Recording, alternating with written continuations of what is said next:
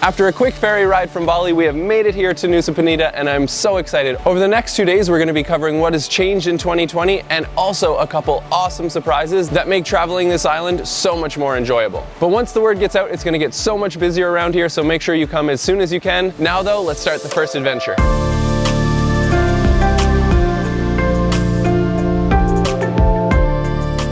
So after about a 30-minute scooter ride, we have made it to the ocean for our first destination here in Nusa Penida, and that is the famous Treehouse. I'm so happy we came here today. Right behind me looks kind of like the Great Ocean Road, just epic cliffs out into the ocean. I can definitely see why people spend the money to stay in these tree houses. I mean, look at that, and check out the view that they lead to. This is just insane. White sand, ocean cliffs, blue turquoise water. Wow. And when you travel places like Bali, or I guess anywhere in Southeast Asia, what you'll start to see is signs like that one, where you essentially have to pay to get your Instagram photo. When I first started traveling, this kind of stuff started to bother me because, you know, everywhere you go, it's like $5 here, $2 there, and it starts to add up. But now that I've been traveling for a while, what I've actually seen is all these locals here, they put so much hard work into building these things, and they have to do it kind of before tourism picks off too much, so they're taking a risk. So really, yeah, it sucks to lose $5, but that $5 will do so much more for them. So now I actually like helping out. And in this case, this is what you're paying for. The incredible photo of this treehouse with these rocks behind. And then coming just adjacent to where we just were there behind us, we now have Diamond Beach and Atu Beach behind me. And so Atu Beach is right down there to your left. That's more of a relaxation beach and drinks. And then Diamond Beach right down over there. As you can see, around midday, the stairway here down to Diamond Beach gets completely packed. So if you're the type of person that wants to have a little bit more time, like for solo photos and stuff like that, come a lot closer to sunrise. And if you're scared of heights, you might want to be a little bit prepared for this one because the railings end, and then you just gotta hold a rope and go down. We literally put our cameras away, and you don't want to be holding anything. I've now made it down to Diamond Beach. It is absolutely stunning. Probably Bali's best beach if you're into white sand and not that volcanic black sand, because it just feels like a pure paradise. If you're someone here who just wants to enjoy the beach and you don't really care about photos and stuff, any time of the day is fine. If, however, you want to go for those Instagram bangers, you have to come before 9 a.m., preferably at sunrise, because as you can probably see, it just fills up with people real quick. So Chris and I just got out of the water here, and it's amazing because when I went to places like Boracay and things like that, there was over 1,000 people on the beach. But here, absolute paradise, midday, so peak tourist time, there's maybe 40 people. So it's so nice to come out and still have paradise on Diamond Beach relatively to yourself. And Chris.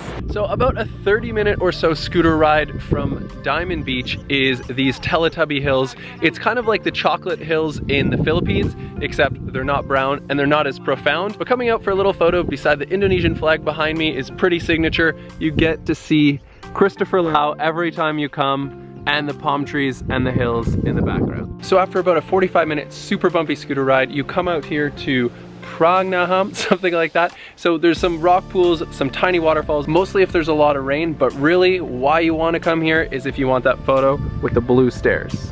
And what seems to be the major theme of today is there's so many stairs, so make sure you're prepared for that. Also, it's a religious area, so you have to either bring your own sarong or rent one for about $1. If you're afraid of heights, you may not want to come here. Just straight vertical drops and down into the ocean.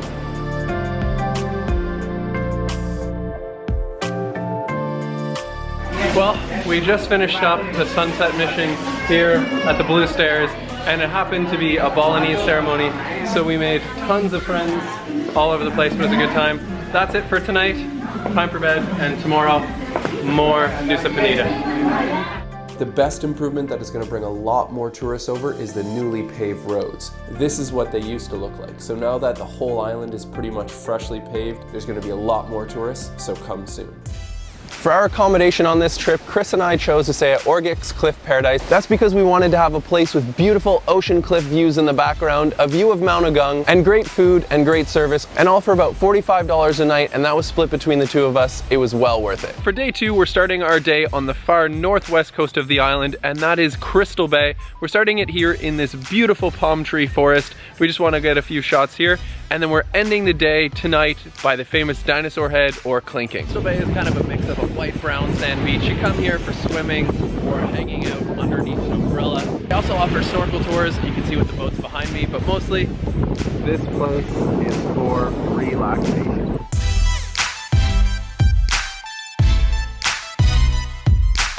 About another drive. It seems to be the central theme that each drive around the west coast is about an hour, so make sure you have more time for that, but it is well worth it because we've come to Broken Beach, and this is why it is called Broken Beach. There used to be a cave here all behind me, and it has collapsed, now revealing one of the most stunning beaches I have ever seen. Come on through this archway there, and you are greeted to a beautiful white sandy beach. You can't walk down to it from here, but there are tours that let you snorkel through, and occasionally you can find manta rays. And now the moment I've been waiting for, the incredible lookout towards Clinking, and it is so stunning and feels so good to finally be here. Just check that out. In about an hour, the sun is gonna set. It is gonna be incredible.